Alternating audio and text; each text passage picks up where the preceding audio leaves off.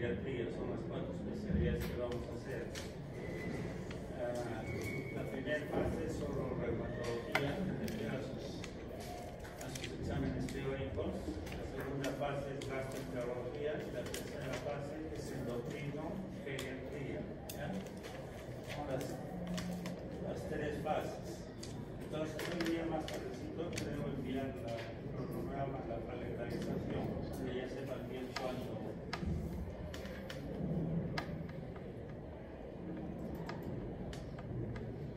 dan su evaluación, todo eso. ¿Ya?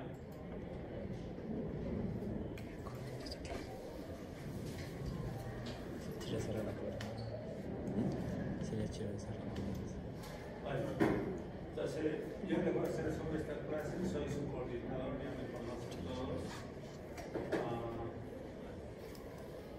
Vamos a empezar por clase teórica de reumatología.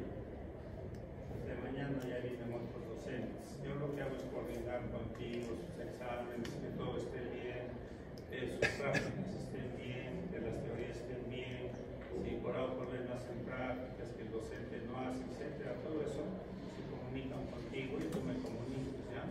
Todo contacto es con Ignacio. Si no, ¿cuánto me llamarían? 400 llamadas. Entonces todo a través de Ignacio, ¿ya? Como les digo, cualquier pieza que tengan a través de Ignacio, ¿sí? Hoy día vamos a hacer lo que es síndromes articulares. Todas las clases comienzan con síndromes. Cuando ustedes se acercan a un paciente, lo primero que tienen que hacer es el diagnóstico por síndromes, ¿no? Síndromes es un conjunto de síntomas que el paciente refiere o signos que el médico encuentra al hacer el examen físico y en base a esos dos datos hace un diagnóstico de síndromes. A veces también con datos de laboratorio, también esas 3 cosas sirven para hacer síndromes. Y después que hacen el diagnóstico de síndromes, ya vienen las enfermedades, ¿no? El diagnóstico por enfermedad. Entonces, lo que es reumatología es lo que se llama síndromes articulares y lo que se llama síndromes extraarticulares o periarticulares. Primero vamos a ver lo que es síndromes articulares como tal.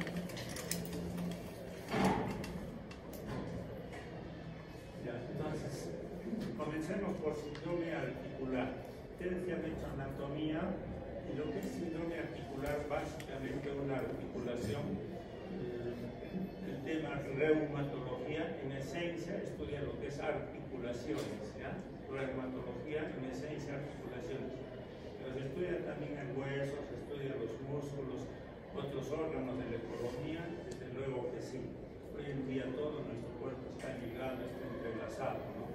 No es que ya reumatología solo articulaciones, no es así, para nada, en absoluto. Pero bueno, centrémonos en lo que es articulación. Se refiere al compromiso per se de estructuras articulares, llámese membrana sinovial,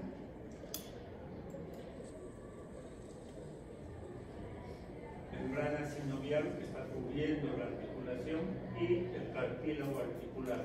Esas son las 2 estructuras en esencia que componen en sí lo que es la articulación. La membrana sinovial, que es el gran blanco de ataques de las enfermedades reumáticas, y el cartílago articular. Los síndromes articulares se caracterizan básicamente porque el dolor, como en toda especialidad, ¿no? El dolor es lo que hace acudir al enfermo, al médico. El dolor. Puede haber dolor o flebosis. ¿Qué es flebosis? Inflamación. Cuando es el síndrome articular, toda la articulación se compromete. El dolor es difuso. Los signos flebósicos o inflamatorios, es lo mismo decir, son difusos. ¿Por qué? Porque está tomada toda la articulación. En estos casos de síndromes articulares, cuando el médico hace el movimiento, hay un dolor articular en todos los tipos de movimiento. Si la muñeca tiene flexión, le duele la flexión. Si la muñeca se hace extensión, le duele la extensión. Si se hace pronación, le duele. Si hace supinación, le duele. ¿Sí? Todos los tipos de movimiento articular, cuando duelen, yo pienso que es un síndrome articular. ¿Sí? Articulación. vamos a ver después, a diferencia de lo que es síndromes extraarticulares, fuera de la articulación. Entonces, en los síndromes articulares he dicho que básicamente esto de rojito es la membrana sinovial, ¿sí? Membrana sinovial. Acá no está muy bien especificado, acá están los cartílagos articulares y los cartílagos, ¿ya? Esos son los dos componentes básicos de la articulación. Algunos conceptos de síndromes articulares, cuando vamos a hacer el diagnóstico.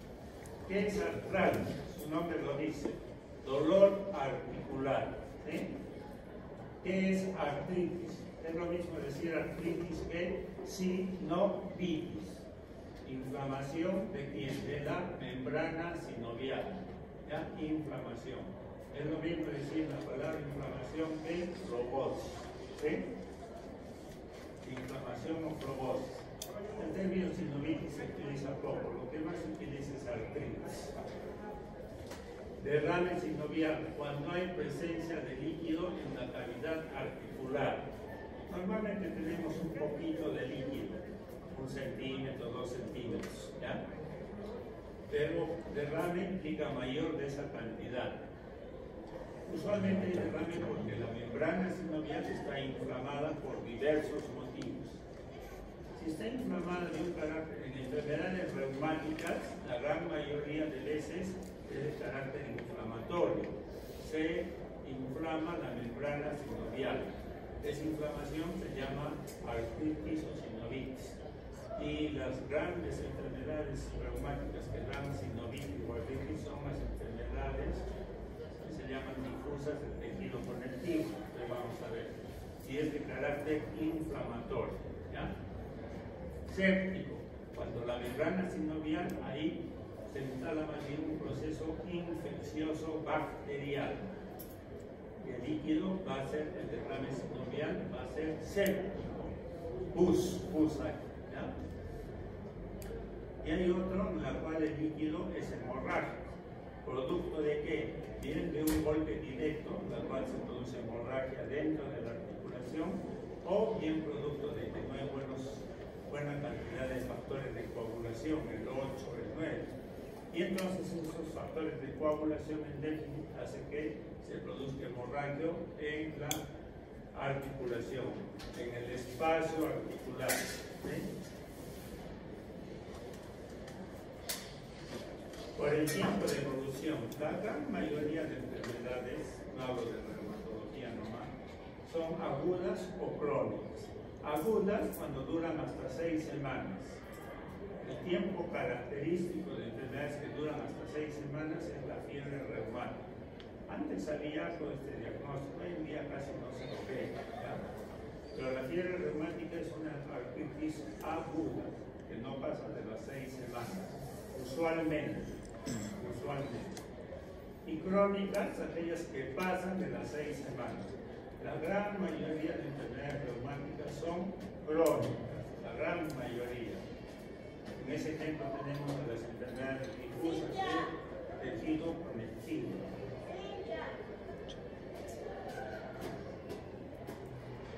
¿Cómo evolucionan las enfermedades reumáticas? Acá más bien voy a entrar en evolución de enfermedades reumáticas y de enfermedades reumáticas inmunitarias. ¿Ya? Muchas enfermedades autoinmunitarias afectan las articulaciones. Cuando este es el caso, el curso evolutivo puede ser episódico, migratorio, aditivo. Perdón, discúlpenme. El curso evolutivo en general de enfermedades reumáticas, no solo autoinmunes, sino todas las que puedan afectar la articulación, ¿ya? Cualquier enfermedad que afecte a la articulación tiene este curso evolutivo para poder establecer en un determinado diagnóstico. Por ejemplo, hay un curso episódico, por episodios, por días. Las artritis acá duran pocos días. Pueden tener un carácter recidivante, o sea, dan unos días, se resuelve, pasan unos días y otra vez dan. Duran unos días, pasan un determinado tiempo, días, semanas, meses y otra vez vuelve. Carácter episódico. Acá en este carácter episódico están la gran mayoría de enfermedades por depósito de cristales. A la cabeza la gota, ¿sí? Artritis gotosa, curso episódico. Dura pocos días y se va. Pasan días, semanas, meses y otra vez vuelve. Ese es el episodio, ¿ya? En el curso evolutivo. En el migratorio, que migra, compromete una articulación, artritis en una articulación, en pocos días se resuelve, pero va comprometiendo otra, se resuelve esa, compromete otra, se resuelve esa artritis y va comprometiendo otra articulación. Este curso de migración, una u otra, pero se van resolviendo, es característico de la fiebre reumática. Curso migratorio. Y el curso aditivo es sumar. Cuando hay compromiso de una articulación, artritis en una articulación, en pocos días se van comprometiendo otras articulaciones, pero no ceden las previamente afectadas, o sea, hay una suma. Primero una muñeca, después la otra muñeca, después el codo, después el otro codo, y así sucesivamente, pero persiste la artritis, persiste, hay una suma. Eso se llama el curso aditivo, que está dado para estas enfermedades difusas del tejido conectivo. A la cabeza de estos está la artritis reumatoidea, ¿ya? Artritis reumatoidea. Y acá sí, por el curso evolutivo en enfermedades autoinmunitarias, las enfermedades autoinmunitarias que afectan las articulaciones. Ahí están más involucradas las enfermedades difusas del tejido conectivo, a la cabeza artritis reumatoidea. El curso puede ser monocíclico. ¿A qué se refiere mono? Mono, solo una vez. Afecta solo una vez. Puede ser una o varias articulaciones. Dura un periodo de tiempo, algunas semanas, algunos meses, y se pasa y nunca más vuelve. Ese es el curso monocíclico. El otro es el curso policíclico. Afectación por un periodo de tiempo de una determinada articulación o varias articulaciones. En un periodo de tiempo ceden, se van de todo, pasa un tiempo y vuelve la afectación, ¿sí? Puede ser de una, de dos o más articulaciones. Entonces así, policíclico, tiempos que dan artritis, varias articulaciones, una, dos o tres o varias. Se resuelve el proceso, pues, se resuelve y después de un tiempo otra vez vuelve, recidiva, ¿sí? Reactivación o recidiva. Y así, tiempos que van, tiempos que vienen. Ese es el policíclico, que es el patrón más común que siguen las enfermedades autoinmunitarias que afectan las articulaciones. Y hay un curso progresivo, que es el de peor pronóstico. Una vez que se afecta una o más articulaciones, desde un inicio persiste los signos flogósicos o de artritis, ¿ya? A eso se refiere progresivo, progresa, no cede, ¿sí? Ese es el de peor pronóstico, pero menos mal es poco frecuente, menos de un 10%. El más frecuente es el policíclico. Por el número de articulaciones comprometidas, ¿sí? Cuando se compromete una articulación, hablamos fácil de monoartritis, ¿sí? Puede ser monoartritis de rodilla, por decir. ¿Qué enfermedades me da una monoartritis? Solamente toman una sola articulación, una. Ahí están las artritis sépticas, ¿sí? Bacterianas, artritis sépticas, bacterianas afectan una vez, a una sola articulación, ¿sí? La gota en su debut también usualmente es una monoartritis, afecta solo una articulación, ¿ya? Las dos dan una artritis muy intensas, en días comprometen severamente una articulación. Oligo es poco, Oligo es lo mismo que decir pausa, poco. Afectación de 2, 3 y 4 articulaciones. ¿Sí? Oligoartritis o pausiartritis. Acá el ejemplo más común es para este grupo de enfermedades llamadas espondiloartropatía seronegativas. A la cabeza, espondilitis anquilosana. Y por el número de articulaciones comprometidas tenemos a las poliartritis, afección de 5 o más articulaciones. Ejemplo, enfermedades difusas del tejido conectivo. Nuevamente, a la cabeza, artritis reumatoidea. Poliartritis. ¿Sí? 5 o más articulaciones comprometidas. Ahora, en lo que es una poliartritis, hay un término que sirve para definir característicamente a un grupo de enfermedades que hacen poliartritis, como por ejemplo la artritis reumatoidea. Hay lo que se llama artritis bilateral, cuando se compromete una articulación y simultáneamente, o puede pasar muy poco tiempo, horas o pocos días, se compromete la otra articulación, las dos.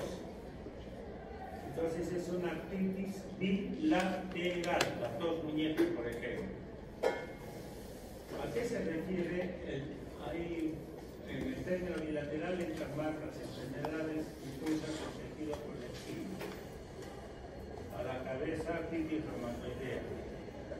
¿Y a qué se refiere el término simétrica? Que si se me compromete una muñeca y también la otra, las características del dolor o de los signos flogócitos es muy similar. ¿Es similar o muy similar? ¿Sí? Ese es el término simétrico. ¿Y cuánto es el término asimétrico? Compromiso bilateral, las dos muñecas, pero una está más hinchada, más flogócita, ¿ya? Una está más inflamada o más flogócica o más hinchada, y la otra menos, ¿sí? Menos flogosis o inflamación y menos aumento de volumen. Entonces ese es el término asimétrico. Y cuando es asimétrico, esto va más para quién? Para estas enfermedades, espondiloartropatías seronegativas, a la cabeza espondilitis anquilosana. ¿Ya? Entonces, ya he estado hablando un poco de esto. Es bueno entrar al grupo de enfermedades. El gran grupo de enfermedades reumáticas autoinmunitarias es este grupo, que se llaman enfermedades difusas del tejido conectivo. ¿Sí? Antes se llamaban enfermedades del colágeno, no. Enfermedad difusa del tejido conectivo. A la cabeza he dicho artritis reumatoidea. Yo sé que todos ustedes ya deben haber visto pacientes, familiares o amigos que tengan artritis reumatoidea. 2, síndrome de Sjögren. 3, lupus eritematoso sistémico. 4, polimiositis dermatomiositis. 5, esclerodermia o esclerosis sistémica progresiva. 6, las vasculitis sistémicas, ahí habrá pues unas 10 vasculitis sistémicas. Todas estas están englobadas en lo que se llama enfermedad difusa del tejido conectivo. El término enfermedad difusa del tejido conectivo es un diagnóstico por síndrome. Debajo de un síndrome hay enfermedades. ¿Qué enfermedades? Todas estas. Este es un diagnóstico por enfermedad. Artritis reumatoidea, lupus, esclerodermia. Esto es enfermedad.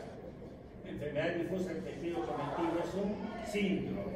¿Sí? Síndrome. Ustedes siempre como estudiantes primero, síndromes. Cuando sean internos y todo, y asistentes y jefes, siempre primero diagnóstico por síndrome.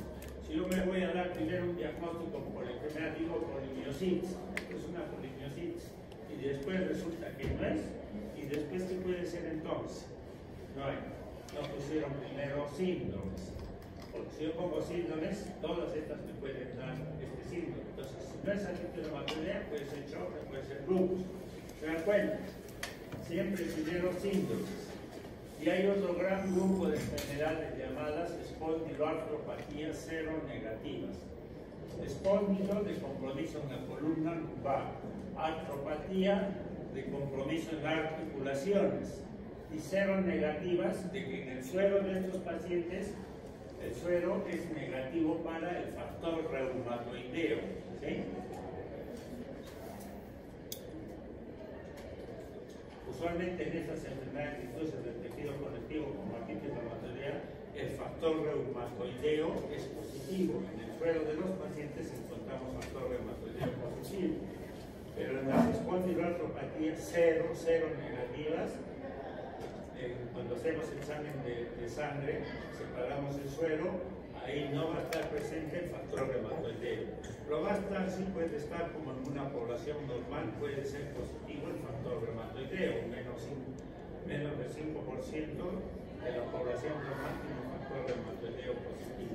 Bueno, estas enfermedades entonces, ¿cuáles son? 1, espondilitis anquilosante a la cabeza. 2, síndrome de Raynaud, artritis psoriásica, enfermedad inflamatoria intestinal crónica, acá está la enfermedad de Crohn y acá está la colitis ulcerativa, ¿sí? Enfermedad de Weber.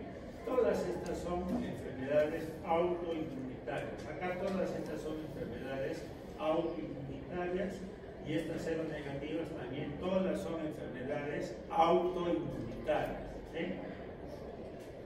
Pero también hay enfermedades metabólicas que afectan las articulaciones o los huesos. La osteoporosis es una afección que afecta fundamentalmente el hueso, descalcificación del hueso. Osteopenia es un grado menor de descalcificación del hueso. Enfermedad de Payet también es una enfermedad del hueso, excesiva resorción y formación del hueso. Cada uno de todas estas enfermedades las vamos a ver en el desarrollo de reumatología.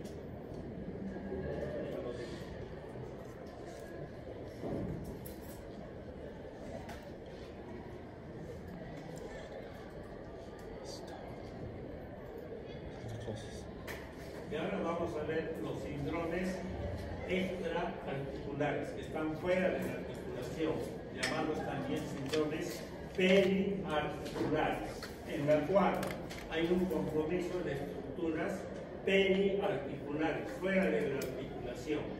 ¿Ya? Vamos a ir viendo después una por una. O sea, me refiero a, por ejemplo, fuera de la articulación, fuera de la membrana sinovial, ¿qué cosa hay? Hay ligamentos, hay tendones, hay bolsas serosas, después el tejido celular subcutáneo y después la piel.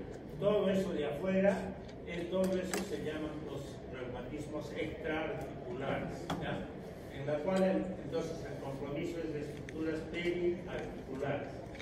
Usualmente acá hay dolor o signos robósicos localizados al área comprometida, localizados. En lo que es articular les dije que eran difusos, ¿sí? Y cuando se realiza el movimiento articular solo va a haber dolor en un tipo de movimiento articular, ¿sí? Por ejemplo, me voy a ir al caso, en la muñeca, acá tengo la barrera anatómica y acá tengo el tendón extensor y el reductor del primer dedo.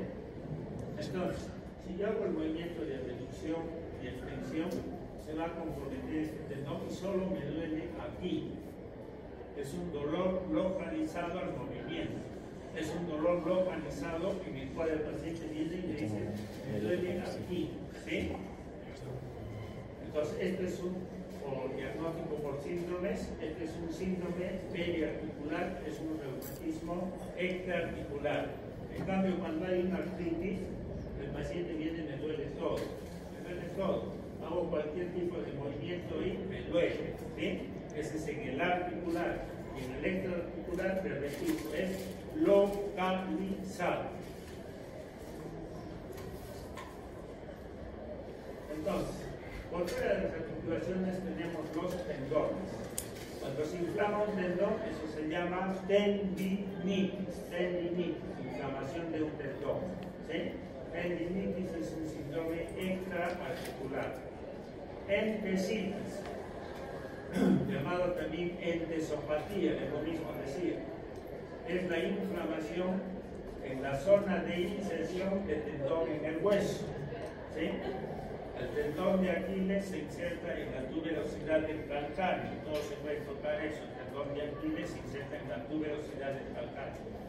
Cuando se inflama el tendón de Aquiles en la zona de la tuberosidad del calcáneo, ahí donde se inserta, cuando se inflama, eso se llama una entesopatía o entesitis articular. ¿Ya? También es un síndrome articular. Pero se pueden inflamar también las bolsas serosas. Las bolsas serosas, ustedes recuerdan, están ¿dónde? Las bolsas serosas están debajo de los tendones, justo donde se van a insertar en el hueso. ¿Para qué? Para que no roce ese tendón y no se rompa. Esas bolsas serosas son susceptibles de inflamarse y darnos una bursitis. Bursitis, inflamación de bolsas serosas. Ahora, por donde pasan los tendones, esto más usualmente es al nivel de la palma de las manos, por donde pasan los tendones flexores de los dedos, ahí hay vainas sinoviales, vainas sinoviales que cubren al tendón justamente para que el tendón no roce con los huesos, ¿ya? Con los huesos de la cara. Entonces, eso se puede inflamar y darnos lo que se llama una tenosinovitis. ¿Ya? Tenosinovitis. ¿Qué es tenosinovitis? Inflamación de la vaina sinovial por donde discurre un tendón. ¿Sí? Esa es una tenosinovitis. Usualmente son palmares. Tenosinovitis palmares. ¿Ya? Después, ¿qué más se puede inflamar en los tendones extraarticulares? Por fuera vamos a tener la grasa. Entonces el tejido, la grasa no es otra cosa que el tejido cerebral subcutáneo. Se puede inflamar y darnos un cuadro de paniculitis. Paniculitis, inflamación del tejido cerebral subcutáneo de carácter inflamatorio, de carácter autoinmunitario. ¿Sí? No es infeccioso. Cuando es infeccioso se llama celulitis. Celulitis es infección. Paniculitis es inflamación usualmente autoinmunitaria. ¿Sí? Una causa de reumatismo articular, la bursitis olecraniana. El olecrano, por ahí pasan los tendones extensores del antebrazo, y entonces ahí debajito, ahí está la bolsa serosa olecraniana. Cuando se inflama esa bolsa porque hay un golpe, por ejemplo, se inflama. Bursitis olecraniana. ¿Ya? Un ejemplo de reumatismo articular que tiene varias causas. Entesopatía, ya les dije. Entesopatía arquiliana. Ahora vamos a pasar a la continuación de reumatismos extraarticulares. ¿Ya? ¿Dónde está la foto? Acá está. Entonces vamos a ver algunos reumatismos extraarticulares, los más frecuentes, los más notorios. A nivel de la mano les dije existe lo que se llama la tenosinovitis palmar. La tenosinovitis palmar es la inflamación de la vaina sinovial que cubre a los tendones flexores de los dedos. Los tendones flexores de los dedos así vienen, ¿no? Ahí tienen así. Y entonces ahí tienen vainas sinoviales. Esa vaina sinovial, sobre todo en mujeres, por lo que entra mucho a la cocina, los trabajadores del campo, ese roce continuo de la palma de la mano hace que se inflame la membrana sinovial. Esa inflamación de la membrana sinovial hace que los tendones en esta zona proximal a los dedos se formen nódulos, ¿ya? Nódulos. Entonces, el médico va a examinar, el paciente viene, se duele acá, según el tendón flexor puede ser el primer dedo, el quinto dedo, etc. Y uno va a examinar que encuentra ahí que hay nódulo, palpa el médico y hay nódulo que duele, ¿ya? Entonces hay un engrosamiento nodular del tendón que es doloroso y que se puede palpar. Y eso, el médico le dice, dobla tu dedo, lo dobla. lo dobla perfectamente, digamos el segundo encuentro el nódulo, lo dobla perfectamente, pero para estirarlo no puede, y lo hace de una manera brusca, en resorte, por eso se llama dedo en resorte, ¿ya? Tendinosinovich palmar o dedo en resorte. En la gran mayoría de reumatismos articulares el diagnóstico es clínico, o sea, por los síntomas que refiere el paciente o por lo que encuentra el médico, ¿sí? Ese es un diagnóstico clínico, no necesita exámenes de laboratorio, pero hay excepciones, sí. Tratamiento también, en la gran mayoría de enfermedades reumáticas, en la gran mayoría, el tratamiento es con comunicación con corticoides de depósito. Corticoides de depósito, hay varios. El más común es los de corticoides de acción intracerebral, la triamcinolona, ¿ya? Que tiene varios nombres comerciales. A estos corticoides se les agregan proteínas para que tengan una recuperación lenta. Un corticoide de depósito de acción, como se suelta lentamente, dura más o menos un mes su acción, ¿ya? El corticoide de depósito.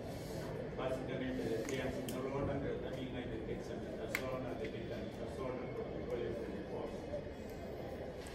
Entonces acá también se infiltra ahí localmente un corticoide de depósito. Más o menos cuánto, 1 centímetro, de 5 centímetros que vienen de triamcinolona, 1 centímetro se pone. En lo que es reumatismos articulares se pone desde 1 centímetro hasta 2.5 o 3 centímetros. En lo que es articular, usualmente 5 centímetros, triamcinolona. 5 centímetros equivale a 50 miligramos de triamcinolona. ¿Sí?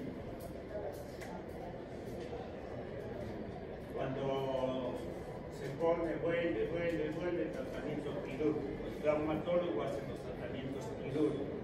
Liberan la membrana sinovial, la abre, ¿ya? Para que no formen nódulos. Acá tenemos la tendinosinovich palmar, el dedo en resorte. El paciente viene refiriendo dolor en esta zona. El médico impresiona y le duele, ¿no? Y acá cuando hace perfectamente la flexión, pero la flexión es dificultosa en resorte. Otro es la tendinosinovich estenosante de Kerbein. A nivel de la muñeca hay lo que le dije justo, ese tendón extensor y el aductor a nivel de la muñeca del primer dedo. Esto se inflama, ¿ya? Esto se inflama. Y entonces al inflamarse esto, va a dar un dolor localizado en esta zona. Cuando el paciente realiza la extensión o la abducción hacia afuera, abducción, le duele ahí, ¿ya? Es localizado. Y entonces el médico va a presionar ahí y efectivamente le duele, ¿sí? Le duele. El tratamiento diagnóstico es básicamente clínico, tratamiento igual, infiltración con corticoides de depósito. ¿Cuánto? 1 o 2 centímetros a lo mucho. De triamcinolona acetato, así se llama, acetatos de triamcinolona. En casos recidivantes también se llega a operar, a liberar la vaina sinovial, se libera. Acá tenemos, ¿no? La tendinosinovich estenosante de Kerbein, los dos tendones que se dividen. Hay unas maniobras que puedo hacer acá, la maniobra de abducción, la maniobra de extensión y el elevador. Entienda más estos en las mamás que han dado a luz al cargar a sus hijitos, hacen mucho este movimiento de extensión a abducción. Después de 1 o 2 veces de dar a luz, muchas mamás vienen teniendo dolor en esta zona, ¿ya? Después tenemos el síndrome del túnel carpiano. El síndrome del túnel carpiano, ya ustedes conocen a nivel de la muñeca, en la región ventral de la muñeca, por ahí pasa el nervio mediano, ¿sí? El nervio mediano, en un espacio que se llama el espacio del túnel carpiano, el espacio carpal. Y entonces, ahí como esto está encapsulado, ahí se suele, cuando hay edemas, ahí se retienen líquidos. Cuando hay un proceso inflamatorio, una artritis, también se logra inflamar esta zona, de tal manera que se comprime el nervio mediano. El nervio mediano inerva, la parte sensitiva y motora también, la parte palmar de estos 3 dedos, la parte palmar de estos 3 dedos y la parte palmar del 4.º dedo hacia la región radial, ¿sí? Toda esta zona comprende el nervio mediano, da la parte sensitiva de acá. Sensitiva, el paciente viene refiriendo que parestesias, que es decir, hormigueos, ¿ya? De esta zona. Hormigueos a parestesias es lo mismo decir. Y pasa un tiempo y ya tiene dificultad para el movimiento, se compromete la parte motora del nervio mediano. Y esta región lateral se comienza a hipotrofiar, a adelgazar, ¿ya? Como consecuencia de ¿qué? De irritación, de compresión del nervio mediano, ¿ya? A esto se va a llamar el síndrome del túnel carpiano, cuando el nervio mediano pasa por el túnel carpiano, ¿vale? Entonces, acá hay causas, por ejemplo, cuando una persona se embaraza, las mujeres retienen líquidos y como le he dicho, la retención de líquidos ahí irrita el nervio mediano. Las mujeres embarazadas muchas veces hacen entonces el síndrome del túnel carpiano. Y todas las enfermedades autoinmunitarias pueden inflamar la articulación, producto de esa inflamación inflaman también ese túnel carpiano, por lo tanto el nervio, y también va a dar un diagnóstico de síndrome del túnel carpiano, ¿ya? Pero hay muchas otras enfermedades que pueden secundariamente dar este síndrome del túnel carpiano. Les he dicho, hay las parestesias y después ya hay un hipotrofio de la eminencia tenar. La hipotenar no tanto, ahí he puesto la hipotenar, pero es la tenar, ¿ya? La tenar es esta. Tratamiento también infiltración con corticoides de depósito, 2 centímetros, suficiente. Acá sí, el diagnóstico se basa en datos clínicos, lo que les he dicho, datos clínicos. Hay maniobras también, el hacer la extensión hacia atrás o hacer la flexión hacia abajo, ¿sí? De la muñeca. Eso puede desencadenar estos síntomas, ¿ya? Reproducir los síntomas. Pero el diagnóstico definitivo hoy ya ha salido ya bastante, ha desarrollado la ecografía. Se puede hacer con la ecografía de partes blandas o también haciendo un examen que se llama la electromiografía. La electromiografía sirve ¿para qué? Para ver el compromiso de nervios, no solo el mediano, sino cualquier compromiso de nervios periféricos. La electromiografía me sirve para ver el compromiso de nervios y de músculos. Diferencia cuándo es la patología de músculo y cuándo es la patología de nervios. En este caso, nervio mediano, ¿ya? El diagnóstico lo puedo hacer definitivamente mediante electromiografía o ecografía de partes blandas. Y acá tenemos el síndrome del túnel carpiano, es decir, el nervio mediano en toda esta parte, palmar, primer, segundo, tercer dedo y el 4.º dedo en la mitad radial. Parestesias, hipotrofia de la eminencia tenar. Y la maniobra de Falk es cuando hacemos la flexión al máximo, se llama maniobra de Falk. Son maniobras clínicas, pero el diagnóstico definitivo ya les dije cómo es. A nivel del codo, ¿qué enfermedades tenemos? Todos pueden ver el codo, hasta hacia acá afuera tenemos el epicóndilo y en la parte interna del codo tenemos la epitrofia. En el epicóndilo se van a insertar todos los músculos que hacen la dorsiflexión de la mano, ¿sí? En el epicóndilo. Esos tendones que se insertan en el epicóndilo, que hacen la dorsiflexión de la mano, son susceptibles de inflamarse, se inflaman. Eso pasa sobre todo en los que juegan tenis, ¿ya? Los que juegan tenis.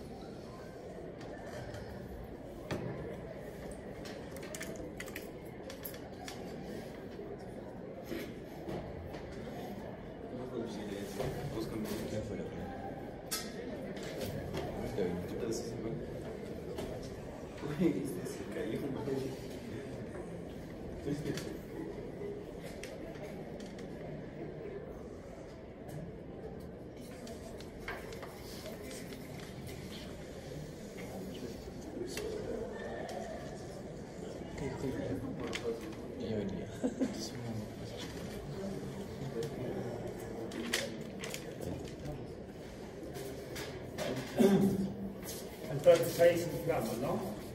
Y esto se ven los tenistas, es un dolor, el paciente viene refiriendo dolor localizado ahí, bien localizado, el médico va, esta zona la comprime y efectivamente le duele ahí, ¿sí? El diagnóstico es evidentemente clínico, no se necesita más exámenes. Adelantándome, en todo este compromiso de síndromes periarticulares, la ecografía perfectamente lo diagnostica, toda inflamación de tendón, de bolsas serosas, ligamentos, todo eso la ecografía lo puede diagnosticar, pero ¿será necesario pedir ecografía para un diagnóstico tan simple, tan claro? No. En el túnel carpiano sí, pero en otros no, pero bueno, ya saben que la ecografía sirve en general para el diagnóstico de síndromes extraarticulares. El tratamiento, infiltración con corticoides de depósito, ¿sí? Acá estoy poniendo, para todo vaya esto, ya tratamiento AINES, no sé, de infiltración con corticoides de depósito. En los textos está que todos los reumatismos extraarticulares se deben tratar inicialmente con AINES. Cualquier AINES que ustedes conozcan siempre es bueno dominar 1, 2 o 3 AINES, si no toditos un mundo.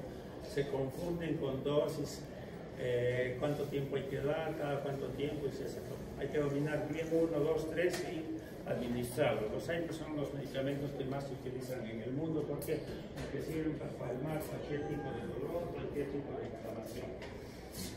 Entonces, pero en la práctica médica, nosotros lo primero que hacemos los especialistas es poner infiltración porque es más seguro que se resuelva estas entidades. En cambio, con los AINES se puede resolver 30, 40% de casos y el resto, o otra vez viene, o otra vez la consulta, o otra vez le vamos a pedir corticoide de depósito que se gasta más plata y más tiempo. ¿Ya? En la práctica, lo primero que se hace es infiltración con corticoide de depósito. Y acá tenemos, el paciente examina el epicóndilo, hay dolor, y el tenista, muy característico en los tenistas, pero no solo en ellos, la epicondilitis. Y en la parte interna tenemos la epitroplia, llamada también la epitrocleitis, y esto da más en los que juegan golf, que son pocos, ¿no? Todo de golfista. Se refiere a la inflamación de los tendones que flexionan la mano. ¿Sí? Acá, en la epitroplia están todos estos tendones que flexionan la mano, flexión palmar de la mano. Y entonces, acá va a haber un dolor objetivo y subjetivo. Subjetivo es cuando el paciente refiere dolor acá y objetivo es cuando el médico va objetivamente, presiona y le duele esa zona. ¿Sí? Dolor subjetivo y objetivo en esa zona. Tratamiento igualito. Los textos dicen AINES y si no ceden, infiltración con corticoides de depósito. Diagnóstico, repito, básicamente clínico. ¿Ya? Y hacia atrás del codo tenemos la bursitis olecraniana. Entonces ya he dicho, los tendones extensores del codo, brazo, antebrazos, entonces los tendones extensores pasan y en su interior, para que no lo hacen con el olecrano, ahí está la bolsa serosa olecraniana, ¿ya? Por actos mecánicos, las enfermedades por depósitos de cristales como la gota suelen inflamar esa bolsa serosa. Cuando hay déficit de factor de coagulación, también puede haber ahí derrame de sangre. Entonces son varias las causas que pueden causar esta bursitis olecraniana, en la cual hay una inflamación de la bursa olecraniana, muchas veces se llena de líquidos. El paciente refiere un dolor subjetivo a ese nivel, el médico la detecta, dolor objetivo, y el tratamiento es aspirar, hay que sacar ese líquido y estudiarlo al microscopio. Ese líquido que está en las bolsas serosas también es líquido sinovial. Las bolsas serosas o bursas también llamadas tienen su membrana sinovial.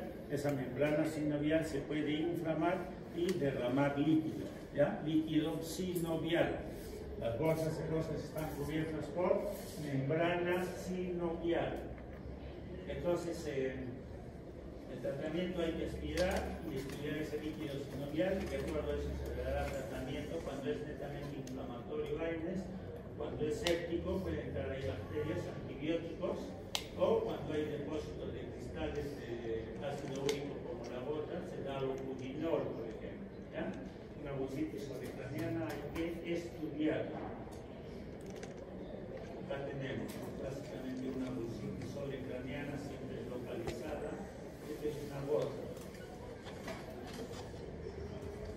Y en el hombro hay dos principales entidades. Una, la tendinitis bicipital, y la segunda, la tendinitis del supraespinoso.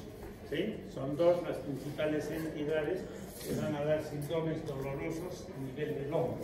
¿Ya? Reumatismos extraarticulares a nivel del hombro. La tendinitis bicipital se refiere a la inflamación del tendón bicipital a su paso por la corredera bicipital. Ustedes que han hecho anatomía se acuerdan la corredera bicipital. En esa corredera bicipital por ahí discurre el tendón del bicipital y ahí es susceptible de inflamarse este tendón, dando un cuadro doloroso en esta zona. El paciente viene, doctor, me duele acá, refiere la corredera del bicipital. Va al médico, presiona esa zona y le duele, hay dolor ahí, ¿ya? Hay una maniobra de Yergason que significa que se pone el codo flexionado, se hace la reducción, estando ahí, entonces es Yergason positivo, ¿ya? Ahí desencadena el dolor. Maniobra de Yergason positivo para el diagnóstico de tendinitis del bicipital. Igual el tratamiento primero aires, si no se hace infiltración. ¿Qué hacemos en la práctica? Primero infiltración, ¿ya? Y acá tenemos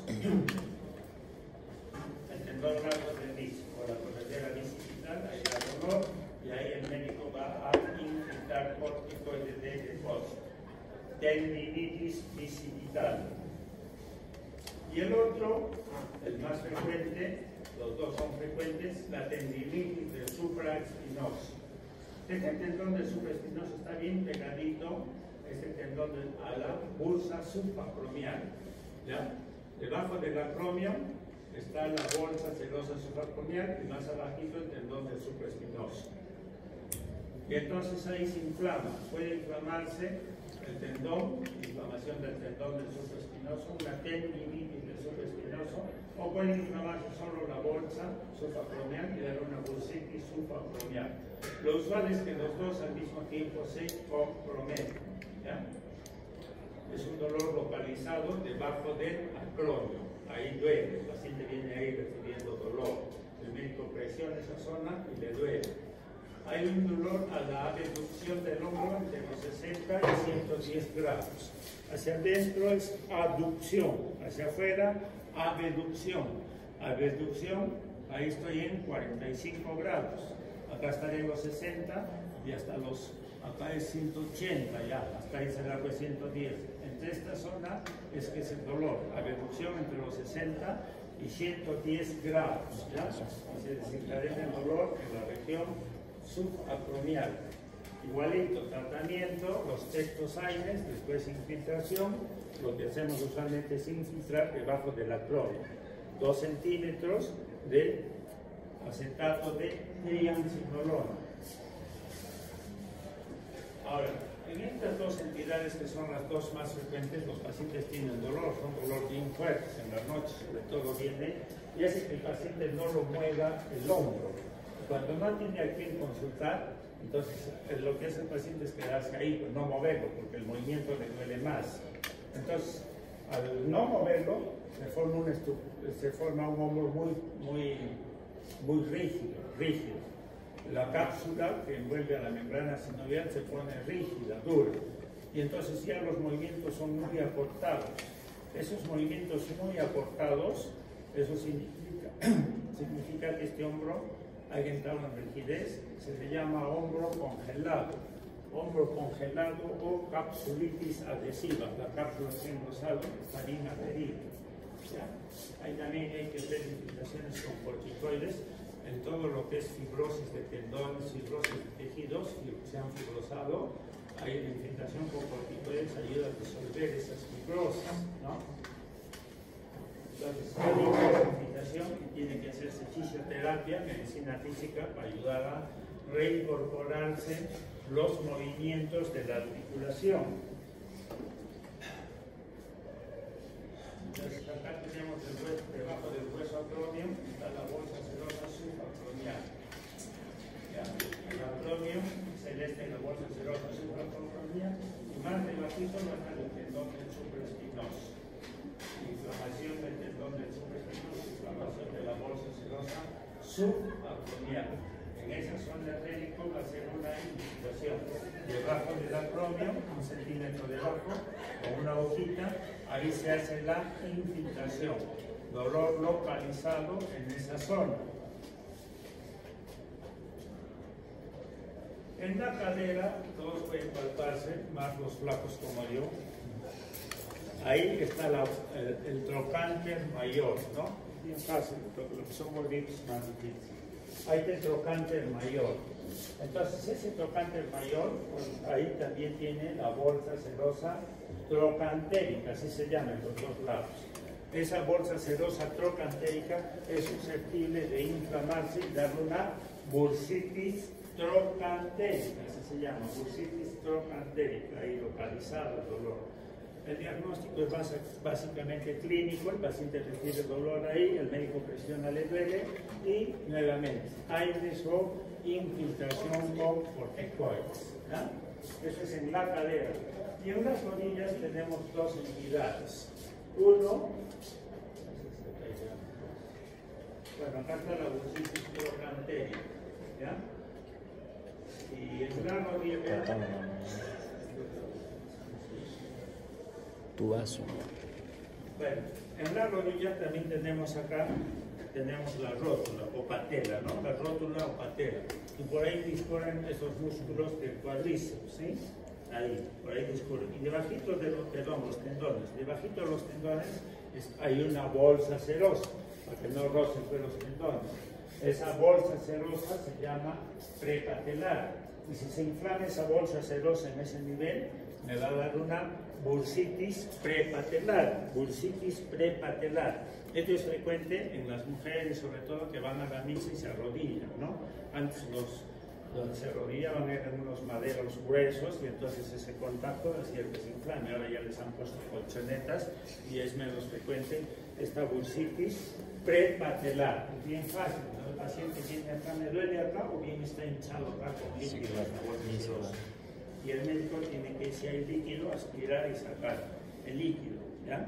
Siempre que se saca líquido, eso se llama artrocentesis o bursacentesis, sería en el caso de las bursas, hay que poner infiltración con corticoides de depósito. ¿Por qué? Porque si no esa membrana sinovial está irritada y vuelve a producir líquido. Entonces, siempre que se saca el líquido, eso se llama artrocentesis, hay que poner un corticoide de depósito para desinflamar a la vaina sinovial,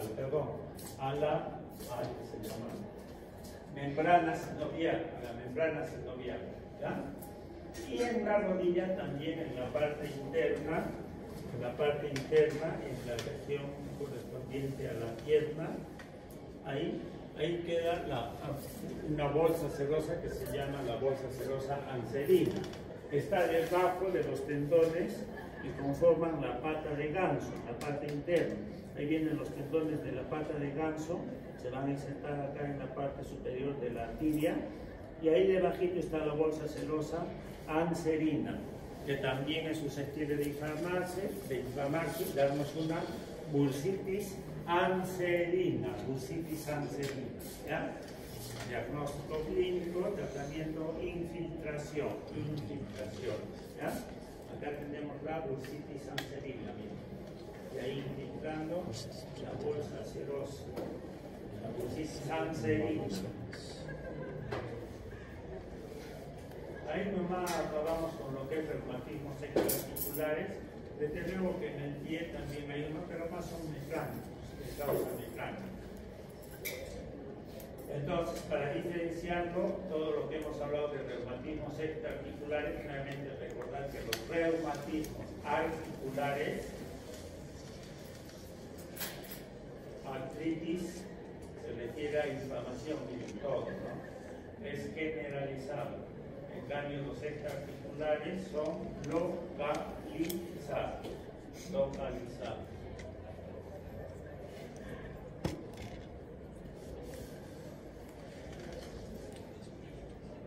Nada más. ¿Preguntas tienen?